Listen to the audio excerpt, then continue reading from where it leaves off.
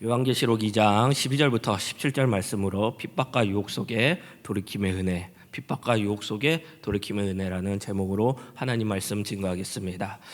오늘은 소아시아 교회 중에 버드모 교회에 대해 예수님께서 주신 예언의 말씀을 살펴보겠습니다. 보가모모는 소아시아에서 로마 제국의 통치를 효과적으로 행사하기 위해 중심적 교도부이며 황제 숭배의 중심지였습니다. 그리고 보가모는 로마 황제 아우구스도를 위하여 신전을 지은 최초의 도시이며 로마와 아시아주를 연결해 주는 교통대의 중심지이자 상업과 무역이 발달해 부유한 도시였습니다.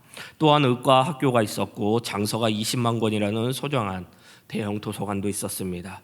책을 만드는 종이인 양핀지의 생산지이기도 합니다. 또한 보가모는 여러 다양한 신들의 이교적 숭배 행위의 중심지였습니다. 의술의 신 아스클레오피오스, 제우스, 지혜와 예술의 신 아덴, 농업과 풍요와 결혼의 신 데메테르, 그리고 주신인 디오니소스가 버가마 도시에서 중요한 숭배의 대상으로 자리 잡고 있었습니다.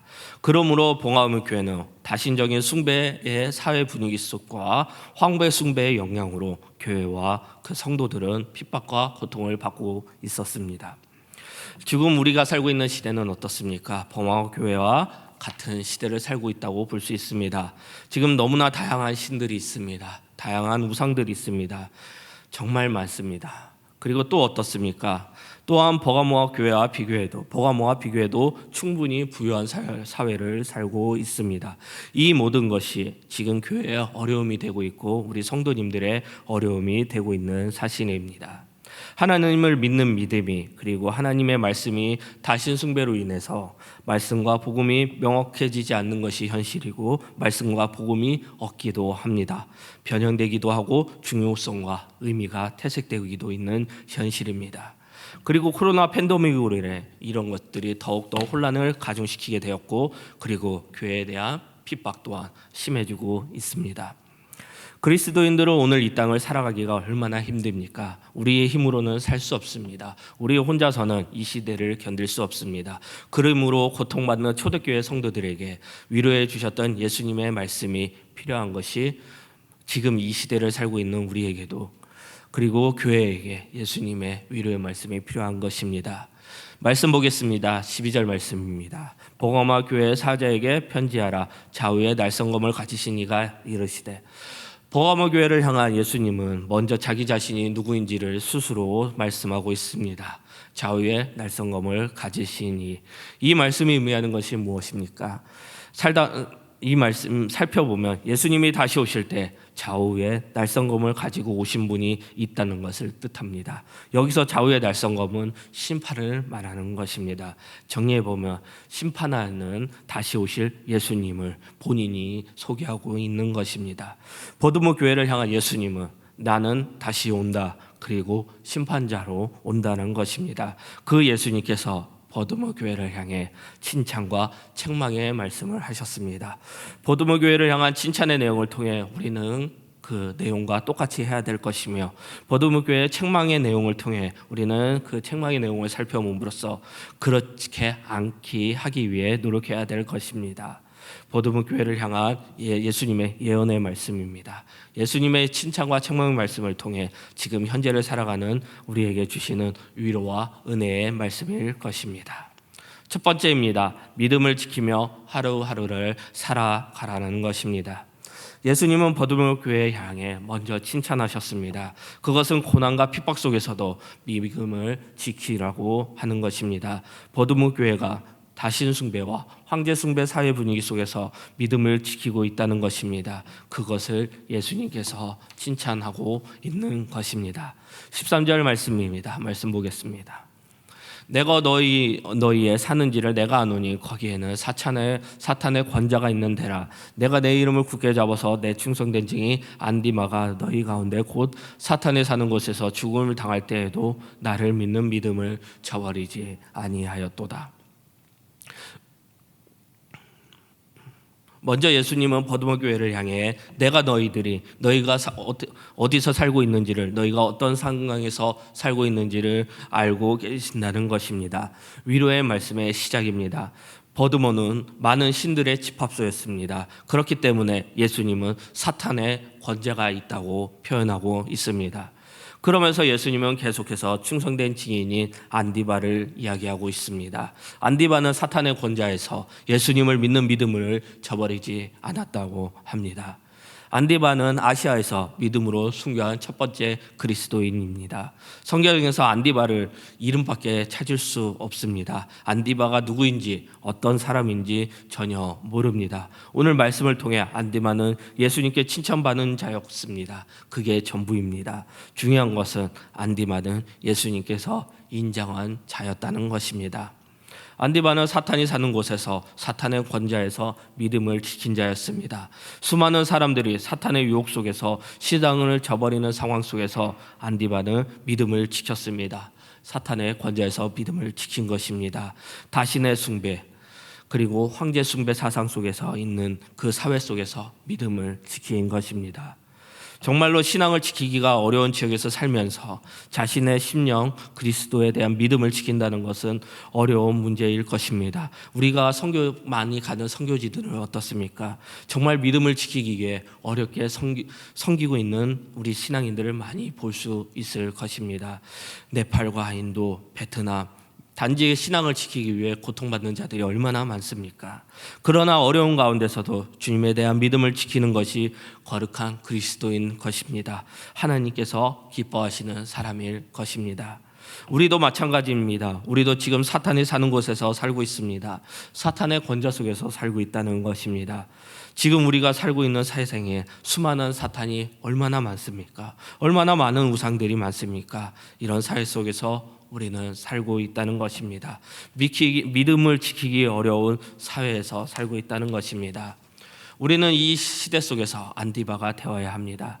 믿음을 지키며 사탄의 권좌 속에서 믿음으로 이 시대를 살아가야 합니다. 세상이 아무리 변하고 사람들이 변해도록 우리는 믿음을 잃지 말아야 합니다. 우리는 믿음으로 신뢰하며 사는 삶을 살아야 합니다. 죽음까지 각오한 안디바였습니다. 믿음을 지키기 위해 죽음까지 각오했다는 것입니다. 다시 오실 예수님을 향한 믿음이 안디바는 사탄이 사는 곳에서 당당하게 살고 있는 것입니다. 우리에게 중요한 것은 무엇입니까? 안디바처럼 우리의 믿음이 예수님께 칭찬받는 자가 되어야 된다는 것입니다. 말씀 보겠습니다. 사도행전 20장 24절 말씀입니다. 내가 달려갈 길과 주 예수께 받은 사명 곧 하나님의 은혜의 복음을 증언하는 일을 마치려 하면은 나의 생명조차 조금도 귀한 것으로 여기지 아니하노라. 사도 바울은 자신의 사명과 주어진 길을 가는데 자신의 생명조차도 조금도 귀하게 여기지 않는다고 고백을 하고 있습니다. 사도 바울처럼 안디바처럼 똑같이 마찬가지라는 것입니다. 사탄을 사는 곳에서 우리의 믿음은 과연 어떨까요? 죽음 앞에서 우리의 믿음은, 우리의 핍박과 고난 속에서 우리의 믿음은 어떻습니까? 예수님은 안디바를 통해서 그리고 사도 바울을 통해서 이 시대의 가장 중요한 것은 믿음이라는 것입니다. 믿음을 지키며 살아가라는 것입니다. 고통과 고난으로 인해 수많은 유혹으로 인해 우리는 믿음의 자리를 떠나고 있습니다. 우리의 이익으로, 우리의 생각으로 인해 우리는 많은 믿음을 잃어버리고 있습니다. 믿음으로 우리는 바로 일어서야 합니다. 사탄이 사는 곳에서, 사탄의 권좌에서 우리는 승리해야 됩니다. 이 시대에서 우리는 믿음으로 당당하게 나아가야 합니다. 히브리서 11장 7절 말씀입니다. 믿음으로 노아는 아직 보이지 않는 일에 경고하심을 받아 경외함으로 방주를 준비하여 그 집을 구원하였으니 이로 말미암아 세상을 정죄하고 믿음을 따르는 의의 상속자가 되었느니라. 노아는 믿음으로 방주를 만들었습니다. 노아는 보이지 않는 일에 대한 경고하심을 들었습니다. 그것은 하나님의 심판의 홍수였습니다. 믿지 못할 내용이었습니다. 삶에 갑자기 나타난 심판이었습니다. 그리고 세상을 데워버리는 홍수였습니다. 그러나 노아는 하나님의 말씀을 경외함으로 그 말씀을 믿었습니다. 노아의 믿음이 구원을 받게 되었습니다. 보이지 않는 일, 믿지 못할 일을 노아는 믿은 것입니다. 노아처럼 우리는 믿음으로 나아가야 합니다. 요한복음 12장 24절 말씀입니다. 내가 진실로 진실로 너희에게 이르노니 한 알의 밀이 땅에 떨어져 죽지 아니하며 한 알이 그대로 있고 죽으며 많은 열매를 맺느니라. 한 알의 밀이 땅에 떨어져 죽으면 많은 열매를 맺는다고 합니다. 사탄의 권좌에서 안디바는 믿음을 지켰습니다. 예수님께서는 우리가 안디바처럼 살기를 바라신다는 것입니다. 믿음을 지키며 이 사탄의 권좌 같은 현재의 삶을 한 걸음 한 걸음 살아가라는 것입니다. 우리의 믿음을 지키며 믿음으로 죽으며 많은 열매를 맺게 될 것입니다. 버가모 교회와 안디바가 많은 열매를 맺은 것을 보시고 예수님께서 칭찬하시는 것입니다. 우리도 마찬가지입니다. 믿음으로 지금 하루하루를 살아가시기를 바랍니다. 두 번째입니다. 거짓 교훈을 듣지 말고 하나님께 돌아가라는 것입니다. 예수님께서는 칭찬의 말씀을 하셨습니다. 그러나 예수님께서는 계속해서 책망의 말씀이 있다고 합니다. 책망의 말씀을 통하여 우리의 모습을 살펴보시기 바랍니다. 책망의 말씀입니다. 그렇게 책망의 내용 말씀처럼 살아가서는 안 된다는 것입니다.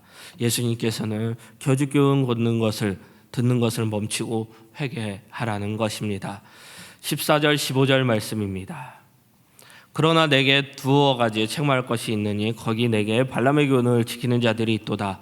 발람이 발락을 가르쳐 이스라엘 자손에게 걸림돌을 놓아 우산의 제논을 먹게 하였고 또 해금하게 하였느니라. 이와 같이 내게도 니고라 당의 교훈을 지키는 자들이 있도다.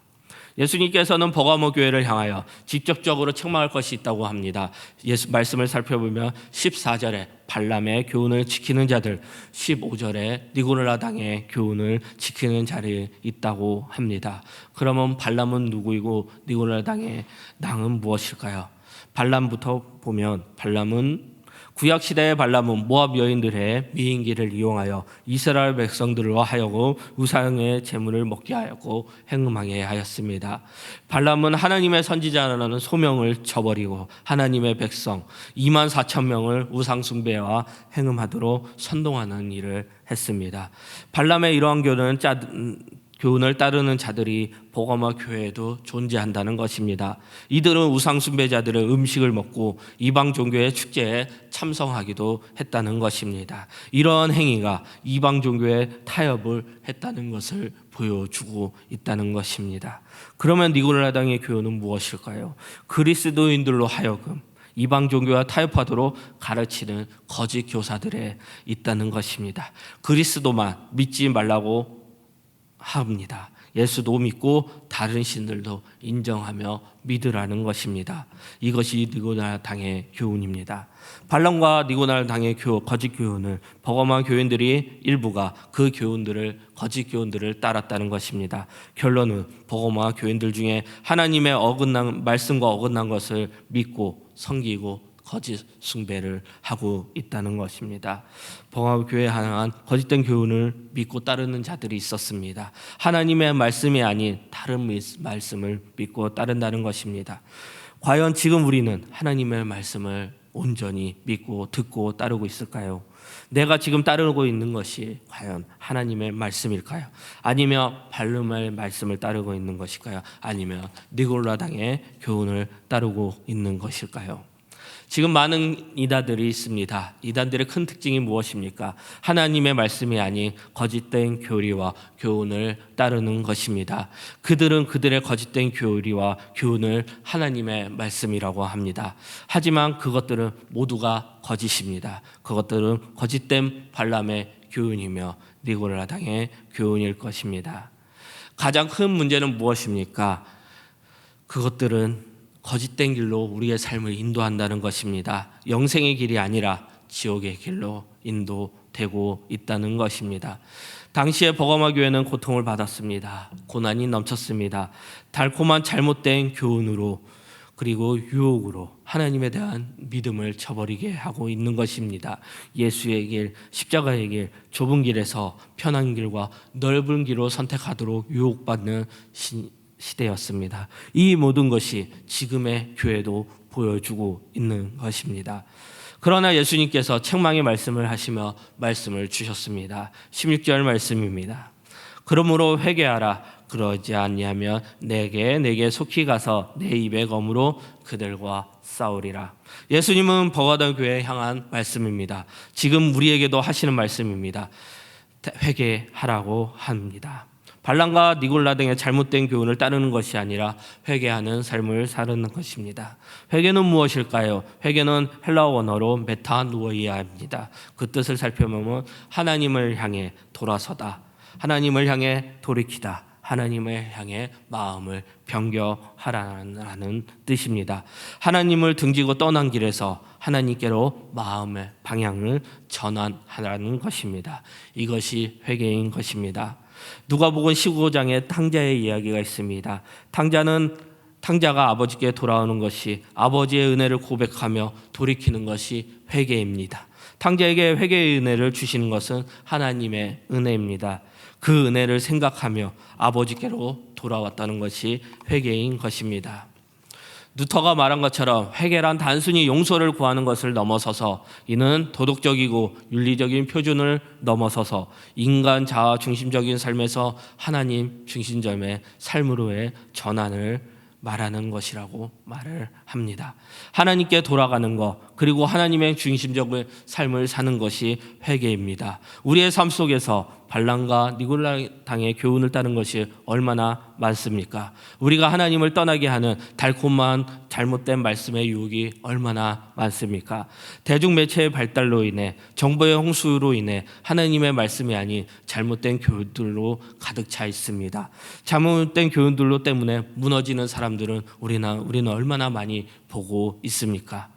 지금 여러분들이 듣고 있는 것은 무엇입니까? 듣고 있는 것의 내용들은 무엇입니까? 지금 진짜 하나님의 말씀을 듣고 있습니까? 아니면 유혹의 말씀을 듣고 있습니까? 아니면 거짓된 내용의 말씀을 듣고 있습니까?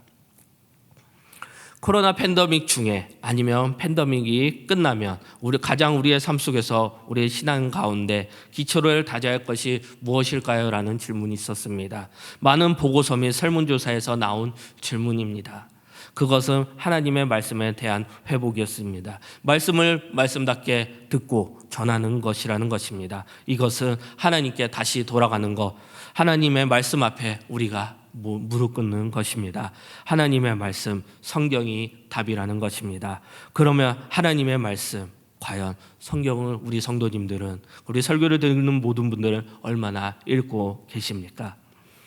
호세아 6장 1절 말씀입니다. 오라 우리가 여호와께 돌아가자. 여호와께서 우리를 찢으셨으나 도로 낫게 하실 것이요 우리를 치셨으나 싸매어 주실 것입니다.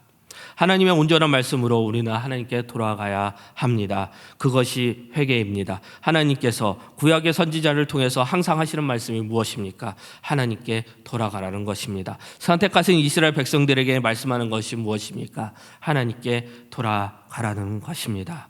신약에는 바울과 바나바는 누스드라에서 전도를 했습니다.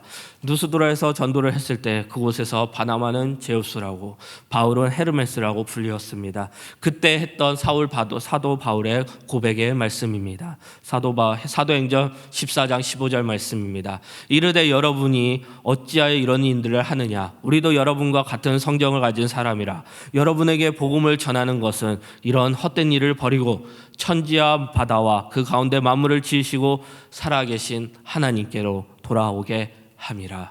사도 바울의 고백입니다. 헛된 일을 버리고 천지와 바다와 그 가운데를 만드는 만물을 지으신 살아계신 하나님께로 돌아오게 함이라. 복음을 전하는 이유는 무엇입니까? 사도 바울의 전도 여행에서 바울의 사역은 많은 자들이 하나님께로 돌아가기 위해서 했다는 것입니다. 이것이 첫 번째였다는 것입니다. 호세아 선지자도 사도 바울도 지금 우리에게 전하는 말씀입니다. 코로나 팬데믹 속에서 많은 혼란 가운데서도 지금 우리가 회복되어야 될 것, 그것은 회개하라, 하나님께 돌아가라는 것입니다. 우리의 전도, 우리의 선교, 우리의 사명, 교회의 전도, 교회의 선교, 교회의 사명 모두가 하나님께 돌아가는 것을 호세아 선지자처럼 사도 바울처럼 외쳐야 하는 것입니다. 다시 본문 16절에 내 입의 검으로 싸우신다고 말씀하십니다. 내 입의 검은 무엇입니까? 심판 때 예수님의 말씀을 뜻하는 것입니다. 다시 오실 예수님이 심판자로 오신다는 것입니다. 예수님이 심판을 말씀하셨습니다. 잘못된 교훈을 따르는 자는 심판입니다. 그렇기 때문에 우리가 할 것은 회개, 하나님께로 돌아가는 것, 그 하나님께 돌아간다를 전하는 것입니다. 예수님께서는 버드모 교회를 책망하셨습니다. 그리고 회복의 말씀, 위로의 말씀을 주셨습니다. 그것은 발람 그리고 느고달 교회의 거짓된 교훈을 따르지 말라는 것입니다.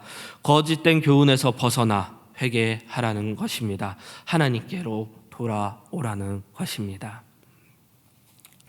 말씀 마무리하겠습니다. 오늘은 버가모 교회를 향해 예수님의 예언의 말씀을 살펴보았습니다. 버가모 교회는 칭찬받는 교회였고 책망받는 교회였습니다. 우리는 그리고 안디바의 믿음을 지킴으로써 칭찬받아야 합니다. 그리고 곁든 교를 따라가지 말고 회개의 삶, 하나님께 돌아가는 삶을 살아야 합니다. 그러면 우리는 칭찬받는 그리스도인으로 살게 될 것입니다. 17절 말씀입니다. 그 있는 자들은 성령이 교회되게 하시는 말씀을 들을지어다. 이기는 그에게는 내가 감추었던 만나를 주고 또 흰돌을 줄 터인데 그 돌 위에 새 이름을 기록된 것이 있나니 받은 자밖에는 그 이름을 알 사람이 없느니라. 마지막으로 예수님은 버드모 교회를 향해 말씀하셨습니다. 예수님의 말씀대로 살아간다며 감추어진 만나를 주고 새 이름을 기록한 흰돌을 주신다고 합니다. 이들의 의미를 살펴보면 예수님을 믿는 자가 누리는 영원한 영생의 삶을 의미하는 것입니다. 하나님께서 우리에게 은혜의 선물, 영생의 생을 주신다는 것입니다. 예수님은 반드시 다시 오실 것입니다. 안디바처럼 믿음을 지키며 거짓된 교훈을 멀리하면 예수님이 주시는 것은 영생의 삶입니다. 우리는 이 시대에서 믿음으로 바로 서고 지켜나가야 합니다. 그리고 거짓된 교훈을 멀리하고 하나님의 말씀을 지켜야 합니다. 회개해야 합니다. 하나님께 돌아가야 합니다. 이렇게 살아가기를 원하는 우리 홍대세교회 성도님들이 되시기를 축복합니다. 그리고 예배드린 모든 성도님들 가운데 그리스도의 은혜가 넘치기를 기도합니다. 다 함께 일어나셔서 여호와께 돌아가자 찬양하겠습니다.